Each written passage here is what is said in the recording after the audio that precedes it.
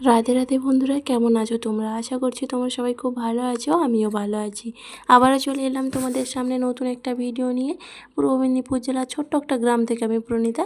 আমার এই ছোট্ট পরিবার মা ছেলের স্বপ্ন চ্যানেলে তোমাদের জানাই অনেক অনেক স্বাগত আর অনেক ভালোবাসা। আর আজ হলো সোমবার সকাল থেকে তোমাদের সাথে নিয়ে ভিডিওটা শুরু করলাম। আশা করছি আজকের ভিডিওটা তোমাদের ভালো লাগবে। যদি ভালো লেগে থাকে একটা লাইক করে দিও আর কমেন্টে জানিও ভিডিওটা কেমন হয়েছে। আর দেখতেই পাচ্ছ আমার সেই ছোট্ট গাছটা, ছোট্ট ফুলের গাছটা, এটা কিন্তু একসময় আশা ছিল না যে এই গাছটা থেকে ফুল পাবো। একসময় অনেক দিন বাপের বাড়ি চলে গিয়েছিলাম, সেই সময় গাছটা এসে দেখছি একবারে শুকিয়ে গিয়েছিলো। কিন্তু তোমাদের দাদাভাই বাড়ি এসেছিলো, তো তিনি যত্ন নেওয়ার পরে তারপরে আমিও কিছুটা যত্ন করেছি। তারপরে গাছটা অনেকটা বড় হয়ে এখন ফুল দিচ্ছে, কিন্তু কড়িগুলো ওই যে মাঝে মাঝে কেটে যায়, জানি না কেন। যাই হোক, ওই গাছটাতে আজকে অনেকগুলো ফুল ফুটেছিল, তিন চারটে মতো। তো আমি তিনটে তুলে নিয়েছি, আর একটা আজকে আর তুলিনি, রেখে দিয়েছি। আর আজকে যেহেতু শ্রাবণ মাসের প্রথম সোমবার, সোমবার তো এমনিতেই আমি পালন করি, তারপরে এটা যেহেতু শ্রাবণ মাসের প্রথম সোমবার, তাই জন্য একটু বিশেষ বিশেষ। তা আজকেও সকালে মেয়েকে আগে টিউশন দিয়ে আসলাম, আজকে ওর দাদা নিয়ে যায়নি, তাই জন্য আমি দিয়ে এলাম। আর সঙ্গে ফুল আরও কিছু নেওয়ার ছিল, সেগুলো নিয়ে এলাম। ওই এসে এখন ঠাকুরের কাজগুলো করে নিচ্ছি। ভাবলাম যে এখন কাজগুলো করে নিই, তবে ঠাকুরের সবে বাসনগুলো ধুয়ে রেখেছি, সব কিছু রেডি করতে পারিনি। তারপরে রান্না করতে গিয়েছিলাম, কারণ কি ছেলে মেয়ে তো দুজনেই খেয়ে দিয়ে স্কুলে যাবে। আমি যখন পুজো করে যাব তখন অনেকটা দেরি হয়ে যাবে, তারা ওদেরও স্কুল যাওয়ার তাড়াহুড়ো চলে আসবে, তখন তখন না পারবো আমি শান্তি করে পুজো দিতে, না পারবে ওরা স্কুলে যেতে। তাই জন্য ভাবলাম যে না, ওদেরকে আগে খাইয়ে স্কুল পাঠিয়ে দিয়ে আমি তারপরে ধীরে সুস্থে আমার পুজোর কাজ করব। তাতে আমার মনটাও শান্তি থাকবে আর আমার ভালো করে পুজোও দেওয়া হবে, তাই না? তো সবাই তো এই সোমবার, প্রথম সোমবার মন্দিরে যায়, কিন্তু আমি মন্দিরে এবছর যাইনি, আগের বছরও যাইনি। কারণ মন্দিরে যেতে গেলে কিছু সরঞ্জাম লাগে, সেগুলো আমার কাছে নেই। সরঞ্জাম বলতে ওই তোমার পুজো দিতে যাওয়ার জন্য ফল টল যে নিয়ে যেতে হয় বা দুধটা যে নিয়ে যেতে হবে, সেই ঘটি বা গামলা আমার কাছে কিছুই নেই। তো সেই জন্য আমার আছে, কিন্তু আমার কাছে নেই, আমার বাড়িতে রয়েছে। তাই মন্দিরে যাইনি, তাই ঘরে যতটা পারি চেষ্টা করি, যতটুকু পারা যায় আর। সেই জন্য ঘরেই আমি পুজো দেব, আমি মন্দিরে যাব না। ইচ্ছে আছে একবার মন্দিরে যাওয়ার, দেখা যাক কী হয়। গেলে তো অবশ্যই তোমাদের সঙ্গে শেয়ার করব। আর এখন পুজোর কিছুটা কাজ এগিয়ে রেখে এদিকে চলে এসেছি রান্না করতে। ভাতটা ওদিকে বসিয়ে দিয়েছি, আর আজকে ওদের জন্য ভাবলাম সয়াবিন তরকারি করে দেব। একটা তরকারি করে দেব, ওরা খেয়ে স্কুলে চলে যাবে, আবার এসে ওইটা দিয়েই খেয়ে নেবে। তাই জন্য সয়াবিনটাকে ভিজিয়ে দিলাম, আর এদিকে আলুগুলো কেটে নিচ্ছি। ওদের বেশিরভাগ দিন, এই বেশিরভাগ বলতে ওই একাদশীর দিন আর সোমবার দিনগুলোতে আমি বেশি সয়াবিনই রান্না করি, কারণ একটাই রান্না করে দিলে তাড়াতাড়ি হয়ে যায় আর কোনো সমস্যা থাকে না, তাই ঝটপট করে হয়েও যায়। তাই জন্য আর এই রান্নাটাই করা হয় বিশেষ করে। যাই হোক, ওদিকে তোমাদের সাথে কথা বলতে বলতে আলুগুলো প্রায় কাটা হয়ে গেল। আবার 3টে আলু দিয়েছিলাম, যেহেতু 2বার খাবে সেই জন্য আরেকটা আলু দিয়ে দিলাম, জানো তো। তারপরে রান্নাবান্নাও তো শেষ করে নিয়েছি, রান্নাবান্না শেষ করে ওদেরকে খাইয়ে স্কুলে পাঠিয়ে দিয়ে তারপরে এখন আসছি আমি আবার পুজো করব। তাই জন্য তার আগে ভাবলাম, যেহেতু অনেকটা দেরি হয়ে গেছে, তারপরে আমি ভাবলাম যে আলতাও পরে নিই, তারপরে পুজোটা দেব। তাই জন্য বসে গেছি আলতা পরতে, প্রায় পরা হয়ে গেছে। আর ওই শাড়িটা চেঞ্জ করে নিয়েছি, জানো তো। ওই শাড়িটা পরে যেহেতু রান্না করছিলাম, রান্না করা শাড়ি পরে আর পুজো করতে মন চাইলো না, তাই জন্য ওই শাড়িটা চেঞ্জ করে নিয়েছি। আর এই বছর সবুজ চুড়ি আমি এখনও কিনে নিয়ে আসতে পারিনি, কারণ যখন তখন তো আর নিয়ে এসে পরা যায় না। ওগুলো নিয়ে এসে ভগবানের মানে মাতা পার্বতীর চরণে দিয়ে, মাতা পার্বতীকে নিবেদন করে বাবা ভোলেনাথের চরণে দিয়ে তারপরে পরলে ভালো হয়। তাই জন্য এবছর আর প্রথম সোমবার তো হলো না, দ্বিতীয় সোমবার দেখি যদি হয় তো হবে, আর আলতা পরে এদিকে বসে গেলাম ঠাকুর পুজো করতে। আর এইখানে জায়গাটা এত ছোট, একটু সংকোচ হয় বসার জন্য। কী আর করবো, এভাবে একটু ম্যানেজ করে নিতে হয়। আসলে খাটটাকে এমন রাখা হয়েছে, ওই পাশে বেশি যদি ঠেলা দিয়ে রাখা হয় তাহলে দরজা লেগে যাবে, দরজা লাগতে চাইবে না। আবার এদিকে সরিয়ে রাখলে আমার ঠাকুর পুজো করারই অসুবিধা হয়ে যায়। যাই হোক, এইভাবে করে একটু ম্যানেজ করে নিতে হয়।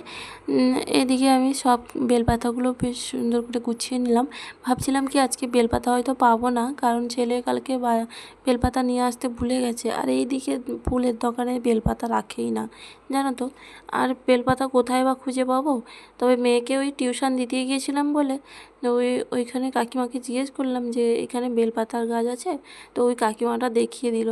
দেখো, আমি মনে করি যে বাবা ভোলেনাথ চেয়েছে তাই আমি নিয়ে আসতে পেরেছি, এইটুকু জোগাড় করতে পেরেছি, তাই না? আমার তো একদম আশা ছিল না যে আমি বেলপাতা কোথায় পাবো আজকে, সেটাই চিন্তা ছিল ভীষণ। কিন্তু সেই চিন্তাটা আমার দূর হয়ে গেছে। আর ওই একটাই কমতি রয়ে গেছে, মানে আমি হয়তো সঠিকভাবে পারি না, তবুও আমার মনে হলো যে একটা কমতি রয়ে গেছে, আকন্দ ফুলের মালা বা ধুতরা ফুল কোনোটাই আমি দিতে পারিনি। আর এটুকুই একটু মনে কেমন একটা খুঁতখুত করছে। কিন্তু কী আর করব, আমি ক্ষমা চেয়ে নিয়েছি বাবার কাছে যে আমি যতটুকু পেরেছি, তুমি যতটুকু আমাকে কৃপা করেছো, আমি ততটুকু আয়োজন করতে পেরেছি, আর সেই দিয়ে ভক্তি ভরে সেবা দেওয়ার চেষ্টা করেছি। আসলে জিনিসপত্রে কী আসে যায়, ভক্তিটাই তো মেন, তাই না? সবাই তো তাই বলো, আমিও জানি এটাই, যে হয়তো বা আমার কাছে বিশেষ কিছু নাও থাকতে পারে, কিন্তু আমার যদি মন থাকে, ভক্তি থাকে, সেতেই বাবা সন্তুষ্ট হয়ে যাবে। বা যে কোনো ভগবান, তুমি যে ভগবানকে সেবা দাও না কেন, যদি তুমি মন থেকে চাও তাহলে অবশ্যই তোমার সব পুজো ভগবান গ্রহণ করবে। তো আমিও সেটাই মনে মনে ভেবে আমি আমার সেবা সেরে নিলাম, মানে সেবা দেওয়ার জন্য সব কিছু আয়োজন করে নিচ্ছি। এদিকে পৈতে নিয়ে এসেছি, আর পানও নিয়ে এসেছি। জানি না পানটা লাগে কি না, তবে আমি নিয়ে এসেছি, মুখ সিদ্ধি দিতে হবে, তাই জন্য নিয়ে চলে এসেছি। জানি না যদি কিছু ভুল মনে হয় তোমাদের, বা ভুল কিছু দিয়ে থাকি মনে হয় দেখে, তো একটু কমেন্টে জানিও। পরের বার সংশোধন করে নেওয়ার চেষ্টা করব, বা পরের বার সঠিক করার চেষ্টা করব, কারণ মানুষ মাত্রই ভুল হয়। আর সবাই তো সব কিছু জানে না, অনেকে শেখে, অনেকে দেখে শেখে, অনেকে মানে শুনে শেখে, তাই না? যাই হোক, আমিও ততটাই চেষ্টা করি, যতটা নিজের চেষ্টাই পারবো, যতটাই বা কারোর দেখে শিখবো, কারো শুনে শিখবো। এইগুলো কিন্তু আমি কিন্তু এই ইউটিউব থেকে থেকে পুজো করা শিখেছি, আমি নিজের থেকে অতটা বেশি জানতাম না।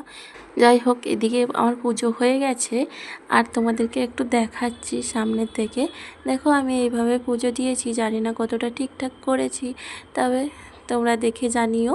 আর এদিকে ধূপটা নিয়ে জ্বলছে এখনও, প্রদীপটা নিভে গেছে। ধূপটা কিন্তু প্রথমে ধূপটা নিভে গেছে, তারপরে আবারও ধূপটা জ্বালিয়েছি। তোমাদের দেখালাম পুজো করে অনেকটা সময় পরে এখন বসেছি।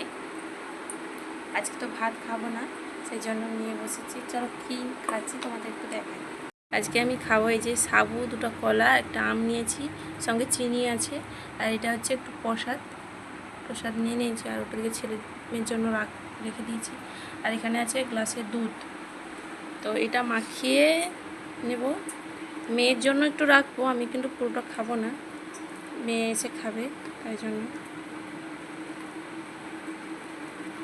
কেটে দিলেও হতো, আমি এরকম করে মাখিয়ে নিচ্ছি। চলো মাখিয়ে, দেখো এই যে মাখানো হয়ে গেছে, এটা আমি খাবো প্রসাদ, আর এটা খাবো। আর আমার মেয়ের জন্য এটা রেখে দিয়েছি, ও একটু খেতে চাই, ওই জন্য ওর জন্য রেখে দিয়েছি, তো এসে এটা খাবে। তো চলো এখন খেয়ে নিই, তারপরে আরও কাজ আছে। আবার তোমাদের সামনে এলাম সেই বিকেলবেলা এখন ঘরটা ঝাঁট দিয়ে নিচ্ছি। ঘরটা ঝাঁট দিয়ে পরিষ্কার করে নিয়ে তারপরে একটু ওপরে যাব। মেয়ে তো ওপরে চলে গেছে, ও তো বিকেল হলেই প্রত্যেক দিন ওপরে যায়, আর আমিও তার সঙ্গে একটু মাঝে মাঝে যাই। তো আজকেও তার যাব, তো তাই জন্য ঘরটা আগে ঝাঁট দিয়ে নিচ্ছি। আর ছেলে ওদিকে ও দুধ নিয়ে এসে তারপরে ও আবার ওপরে চলে গেছে। আর এইভাবে আমাদেরকে উপোস থাকি, আর বা ব্রত করি, যাই করি না কেন, এদিকে সংসারের কাজও আমাদেরকে করতে হয়, আর এদিকে নিজের নিজের ব্রত বা কাজকর্ম নিজেরও খেয়াল রাখতে হবে, তাই না? এটাই তো আমাদের সংসার। তো এই যে চলে এলাম, ঘরটর ঝাড় দিয়ে আবার মাথায় চিরুনি করে ওপরে চলে এসেছি। আর ওপরে এসে এই যে মাঝখানটায় দাঁড়িয়ে আছি, চারিদিকটা তোমাদের দেখাচ্ছি। কথাটা বলছিলাম কিন্তু এত মানে গাড়ির আওয়াজটা বেশি আসছে, আমার মানে কথা বলার আওয়াজটা কমই আসছে, তাই জন্য এই সাউন্ডটাকে অফ করে দিয়েছি।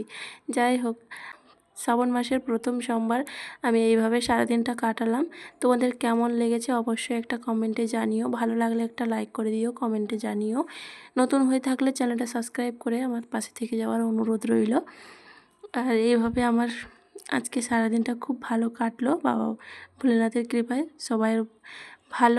সবাইকে ভালো রাখুক বলে বাবা, সবাইয়ের মঙ্গল করুক, এটুকুই চাই। বাবার কাছে প্রার্থনা করি সবাই ভালো থেকো, সবাই জীবনে এগিয়ে যাও। আমিও চেষ্টা করছি আবারও এগিয়ে যাওয়ার। চলো আজ তবে আসি, সবাই ভালো থেকো, সুস্থ থেকো, আবার